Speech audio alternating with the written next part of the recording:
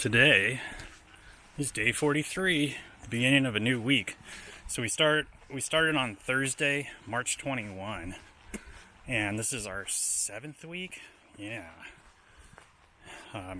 Yesterday was our 42nd day, which was a Wednesday. So here we are. Last night, and you can see we're going through the hashtag green tunnel. This morning we're down kind of in some bottomland, north of Bland, Virginia. We stayed at Trent's grocery store last night, which was pretty awesome. It's just like, it's a half-mile off trail. There's two ways to get to Trent's. You can pass. You'll hit this highway after a bridge. You can get off there and it's a half mile, or you can hike out to Dismal Falls and then get on the road and it's a mile from there. Some people stayed at the falls and just went to Trent's and got pizza and hamburgers and stuff. Trent's is pretty awesome though. It's the first resupply that I've been to where you can actually buy a handgun. So you can buy yourself a pistol, rifle, shotgun, bullets.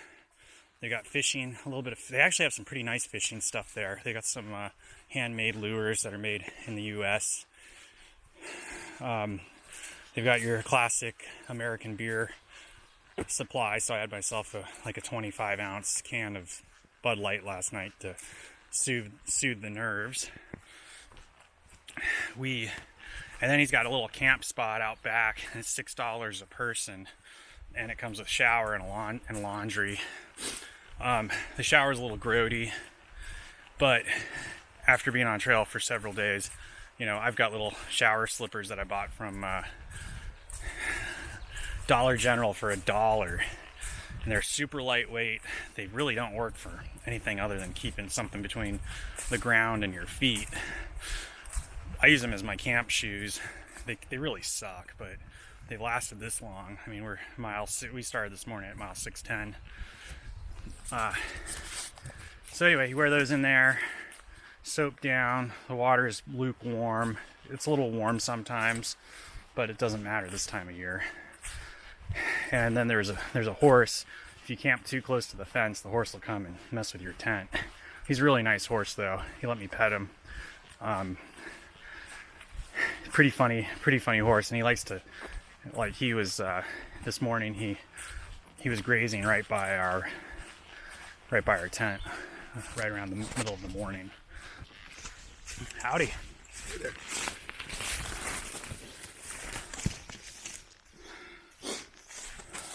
Hey, I like your shirt. Yeah, I know, man. I'm all about the orange. I've got 2 of them actually. There you go. Hey, have a good one. Shot from the turkey. Yeah, exactly. Fellow orange shirt wearer, as you observed. So anyway, yeah, Trent's was cool enough. It's always nice when you can, and they're open late. They're open till 8 o'clock. So, one of the things you're gonna find is in the southeastern United States, these are like this is the real United States. Like, you're going through like small, USA kind of towns. Everything closes most of the time at 6 or 7. The Brushy Mountain Outpost 2 days ago, he closed at 6 o'clock. But we stayed there. He let us stay in his backyard. And you know what? He closed at 6. He went out and resupplied his whole store. He wasn't done working that night until 8 o'clock or 9 o'clock at night. So it just kind of shows, like, even if you're just selling burgers and ice cream and some stuff off the shelf, like, you really have to put some work into it just to see that, they're working late. I mean, that's what it is. Something that I was thinking about is, this is just another case of someone's small business making somebody else successful. I was really happy. I've been really pleased in the last couple days with the last 2 little trail stops that we had, just to be able to get a place to stay and a shower, even though it wasn't the most, it wasn't like you're staying in a 5-star hotel. It was the shower was really nice.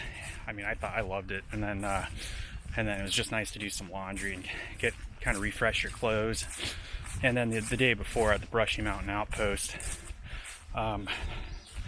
being able to get some ice cream and some food, and they really cooked us some great food that evening, even though we got there late.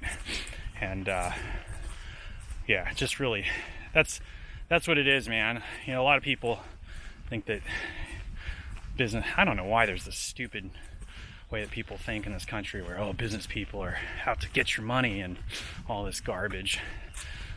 There's people out there who actually have a service that make other people successful. And I think that's been, being a person who tinkers in business himself, that's always been my goal. I mean, I don't go out to screw people out of money. And that mentality is so prevalent that I haven't even, in my life, I haven't been hiring anybody. I mean, I've hired very few people in my life, just because that other idea, everyone's out to steal. One of my bosses said, well, it doesn't matter. He was talking about his employees, and he said, it's not a matter of whether they steal, it's just a matter of how much they steal. He's like, I expect all my employees to steal from me, because that's the way that people are now in this country. So that's one of the reasons why I don't hire, is because of the theft. And you can see how there's kind of like going both ways. There's this the employee hates the boss, and the boss kind of distrusts the employee. But anyway, that's away from my point. My point is this is kind of a cool little rhododendron. It's a holler right here. My point is that if you're going to be in business, make your business about making your client successful. And that's how I feel. I feel like that unbelievable